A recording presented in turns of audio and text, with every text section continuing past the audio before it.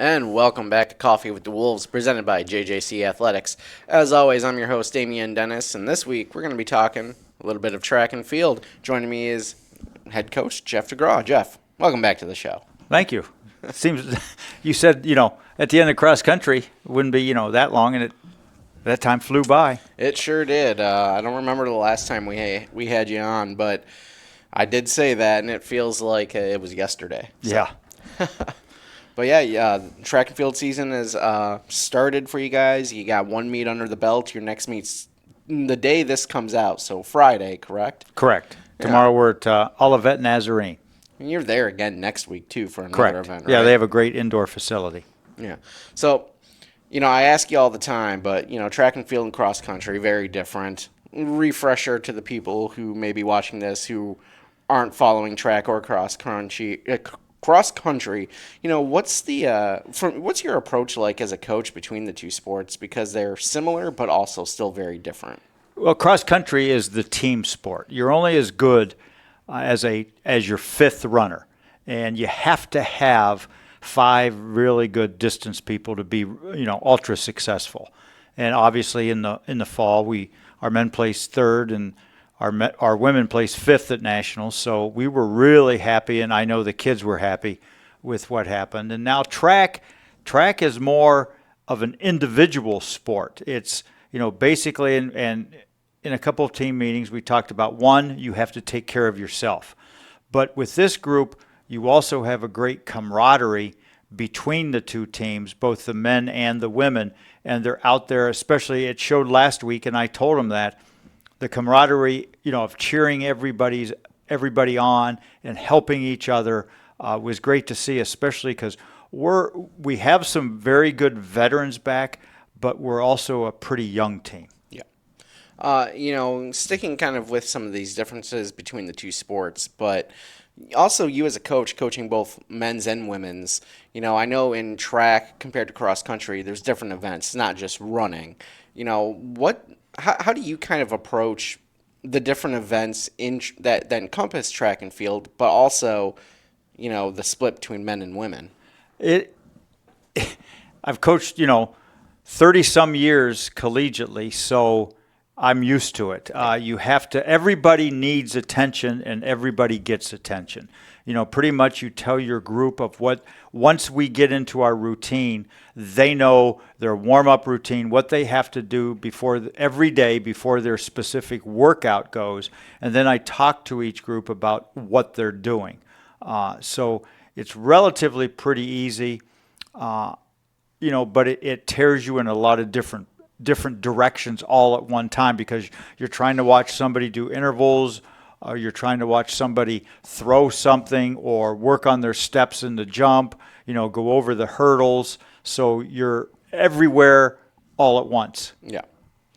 You mentioned you've been doing this for 30 years. Has that been both track and field and cross country, or has most of your career been just one sport? It's pretty much been both. When I was at a junior college in Arizona way back in the 80s, we didn't have track. And obviously when we started here, we didn't have track. But now we do, and it's been very successful, and I think that's going to, carry on this year. Yeah, and last year, was my first year here for track season. A lot of success, crowned a few national champions, just a lot of success at that end meet. What are you hoping to kind of accomplish this year? Well, I think once we get everybody on the team, and that's, indoors, just getting back into that routine. But, we have one nice thing about JJC is we have multiple sport athletes. So we have quite a few athletes, both on both basketball teams, who will participate in track. In fact, one's a returning All-American in the triple jump, and that makes, we don't have our full team until outdoor season. But I think, both teams can be very successful, and obviously, just like any sport, you have to stay healthy. Yeah. And you always run into that. Like right now, we don't have everybody just because of some injuries. We have one of our All-American distance runners for the men. He had to have shoulder surgery right after the cross-country nationals. And that was a lingering injury from high school, and we decided to put that off during cross-country season. We knew it would affect him in track. He probably won't run indoor track, but we'll have him for the outdoor season, which will be nice. Yeah. And, you know, and speaking about the indoor and outdoor season, you know, the indoor season is what you're in right now. You get a few weeks off before outdoor begins.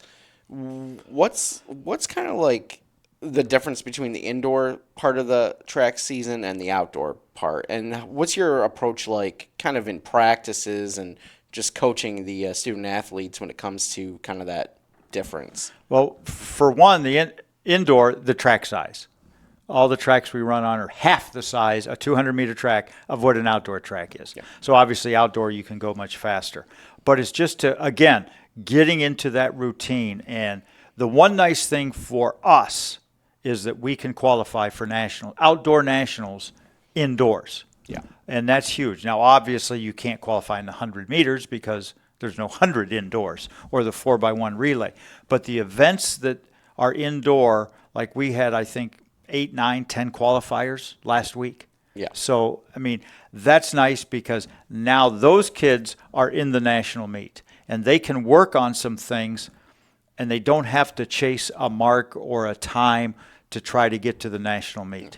When it comes to that, and I feel like you kind of just answered it there a little bit at the end, but when it comes to qualifying for the national meet for these student athletes, what's kind of that benchmark in the in some of these events for them to kind of hit to qualify?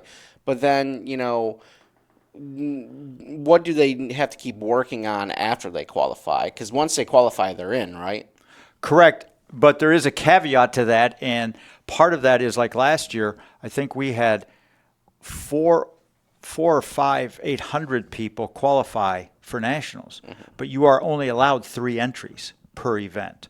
So now it comes down to, well, with the 4x8, there's also, or with the 800, there's also a 4x8 relay, which gives you 4 people, which we are defending national champs in that this year.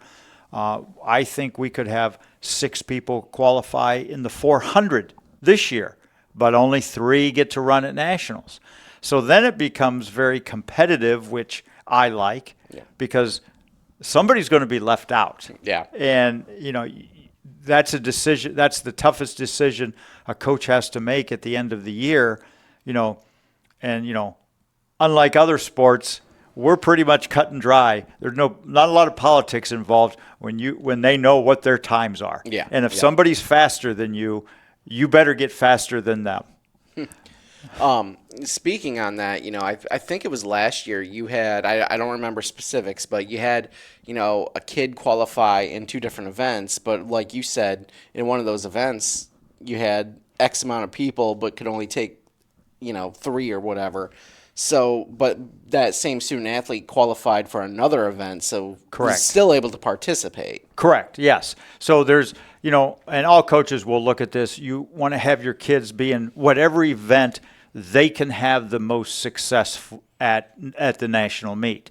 You know, they may be 10th on the list in one event and 8th on the list in another event, and, you know, top 8 score points at the national meet.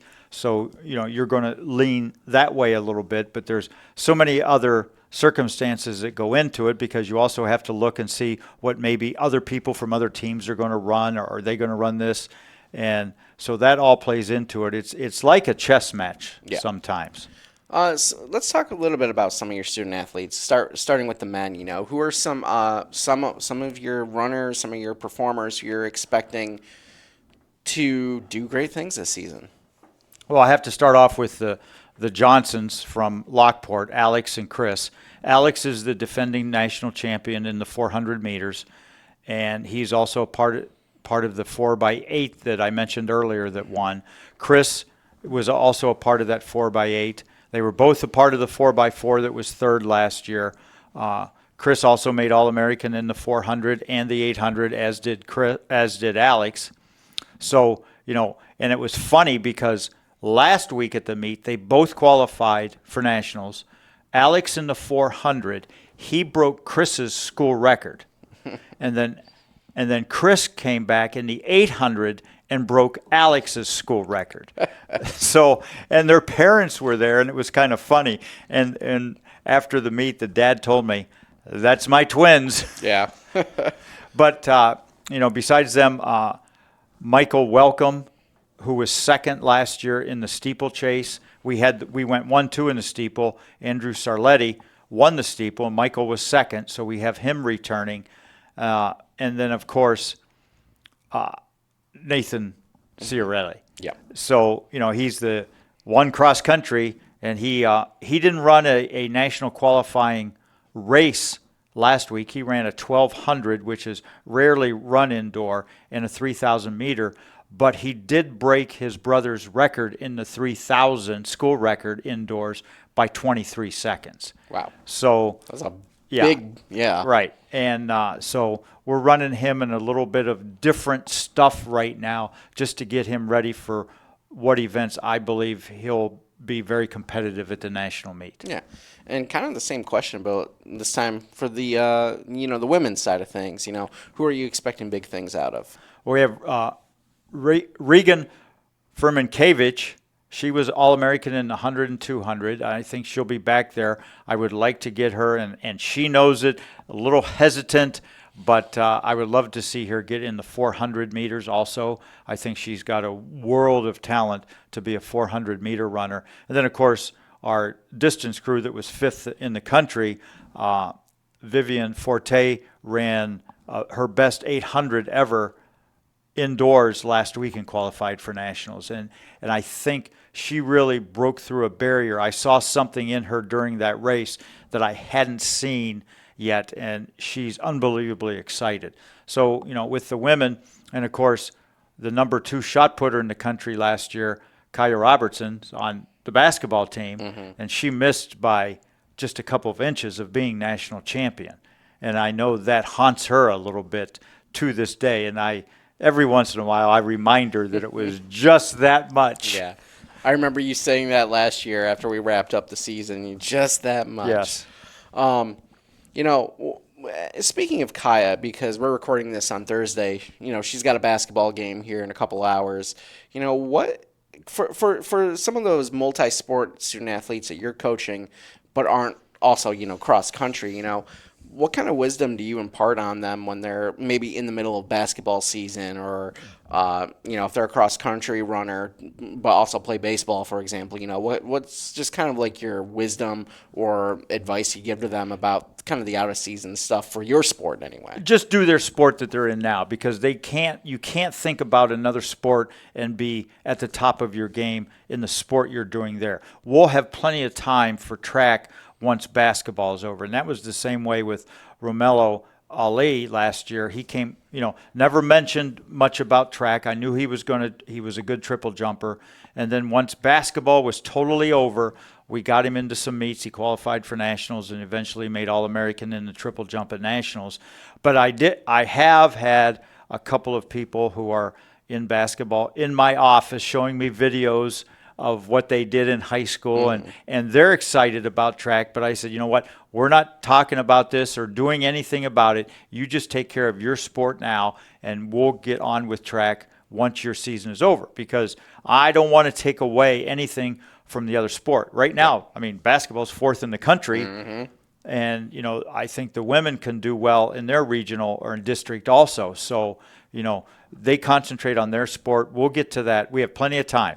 They're done in March. We don't start outdoor season till the end of March, so and then nationals isn't until the second week of May, so we have plenty of time. And kind of speaking about when the outdoor portion starts, I believe the indoor ends sometime late February, right? Correct. What's that transition like? Because you have almost a full month off, if not a full month off. Obviously, it's going to be different from indoors to outdoors anyway, but then the month off as well. Well, you just go back to basic training. You try to get as much out of the indoor season as you can, and then you go back to basic training sessions. I know a couple of the distance runners have already, the new people have asked me, what's that month like? We also have spring break in there, so they'll be out of sight, out of mind. I think that's important.